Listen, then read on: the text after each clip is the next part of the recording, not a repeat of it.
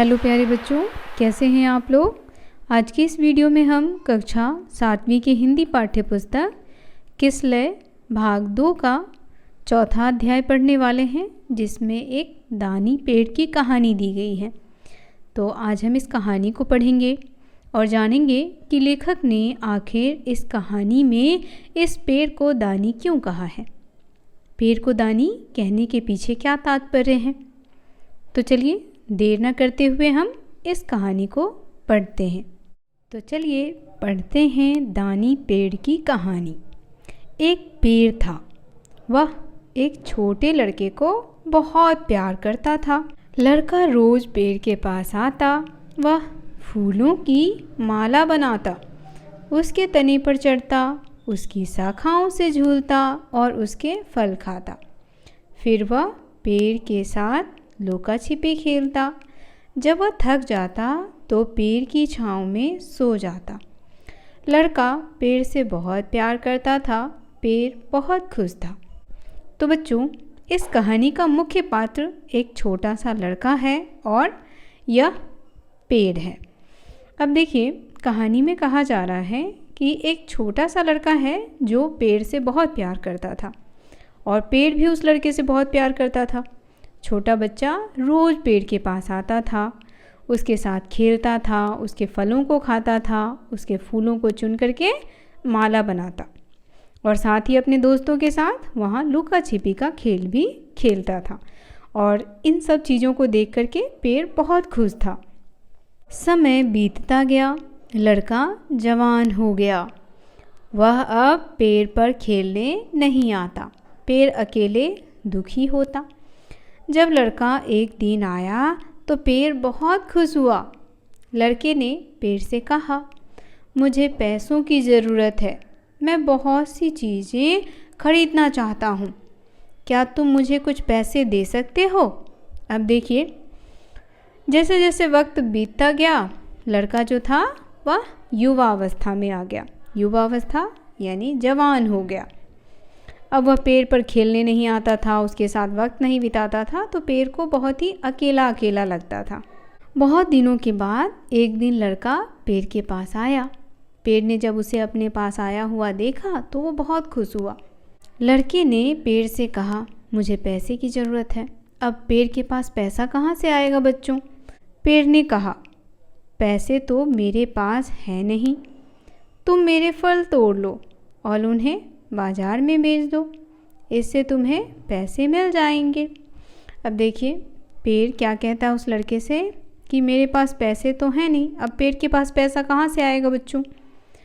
तो उसने उस लड़के को कहा कि मेरे पेड़ पर जितने भी फल लगे हुए हैं, इन सभी फलों को तुम तोड़ करके बाज़ार में बेच दो, इससे तुम्हें बहुत सारे पैसे मिलेंगे और तुम अपनी जो चीज़ें हैं जिसे खरीदना चाहते हो वो खरीद लो।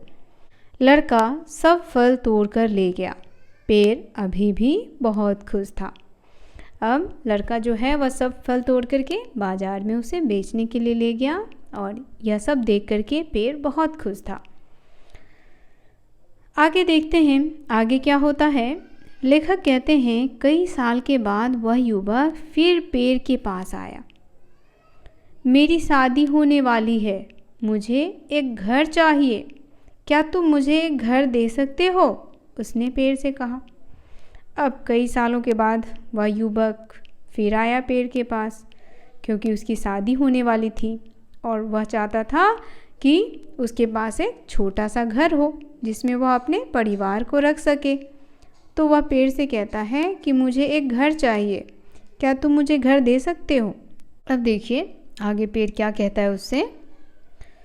पेड़ ने कहा, घर तो मेरे पास है नहीं, लेकिन तुम मेरी शाखाओं को काट कर उनसे घर बना लो। अब पेड़ में तो कई सारे शाखाएं होती हैं बच्चों, तो उसने क्या कहा कि मेरी जितनी भी शाखाएं हैं तुम उसको काट करके अपने लिए एक घर बना लो।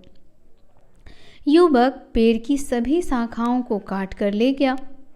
पेड़ का बस तना बचा रह गया। पेड़ अभी भी बहुत खुश था। अब देखिए, पेड़ के सारे फल भी बेच दिए गए मार्केट में उसके बाद उस बच्चे ने उसके सारे तने को भी काट लिया, फिर भी पेड़ दुखी नहीं था, वह बहुत खुश था। तो बच्चों, जो परोपकारी होता है वह किसी की मदद करके या किसी को कुछ दे करके कभी दुखी नहीं होता है, बल्कि उसे आत्म संतुष्टि मिलती है। लेखक बताते हैं, बहुत साल बीत गए, लड़का अधेड़ उम्र का आदमी बन गया। अधेड़ उम्र का आदमी उसे कहते हैं जो ना तो बच्चा होता है न युवा, वह एक पुरुष होता है। तो लड़का जो है वह अब अधेड़ उम्र का आदमी बन गया था। एक दिन पेड़ के पास आया और बोला, मुझे मछली पकड़ने के लिए एक नाव चाहिए, क्या तुम मुझे एक नाव दे सकते हो? अब फिर वह पेड़ के पास आया और पेड़ से अपनी इच्छा जाहिर की कि मुझे क्या चाहिए, एक नाव चाहिए, क्या तुम मुझे नाव दे सकते हो? अब जब भी वह पेड़ के पास आता तो अपनी इच्छाओं को लेकर के आता था। अब देखिए, पेड़ ने उससे कहा, नाव तो मेरे पास है नहीं, मेरा तना बचा है, उसे काटकर नाव बना लो। आदमी ने पेड़ का तना काटा और उसकी नाव बनाई। पेड़ अब भी खुश था। तो बच्चों, अब पेड़ का तना भी कट गया था। अब देखते हैं आगे क्या होता है। पेड़ का अब केवल ढूंढ बचा था। ये देख रहे हैं, अब बस इतना ही भाग जो है वह पेड़ का बच गया था, सभी चीज़ें कट चुकी थी।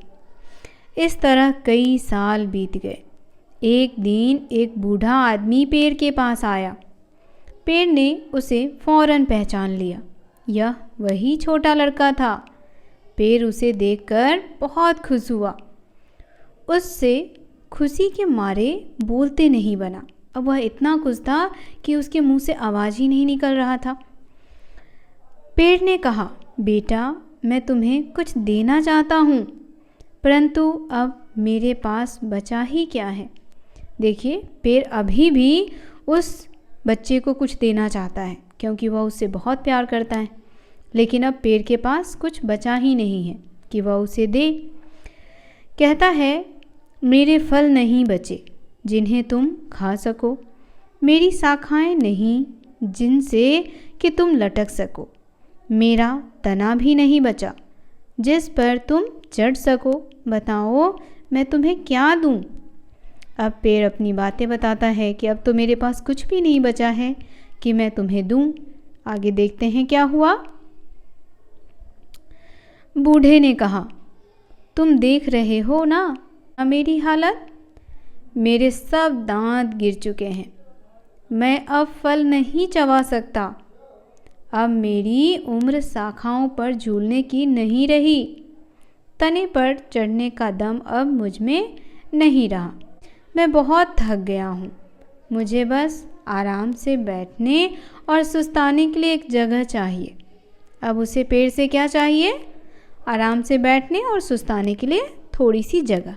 तो देखिए बच्चों, पेड़ उस बूढ़े की बात सुनकर के कहता है, तो फिर आओ और मेरे ठूंठ पर शांति से बैठो। देखिए, ठूंठ मतलब होता है पत्ती एवं टहनी विहीन पेड़। अब कुछ भी बचा ही नहीं था पेड़ के पास, एक ठूंठ ही तो बचा था।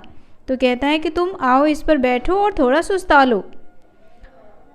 बूढ़ा ठूंठ पर बैठकर सुस्ताने लगा। पेड़ अब भी बहुत खुश था।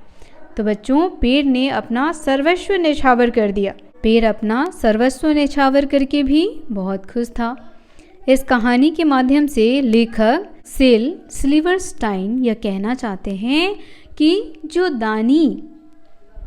जो व्यक्ति दानी होते हैं वे सर्वस्व न्यौछावर करके भी बहुत ही खुश रहते हैं।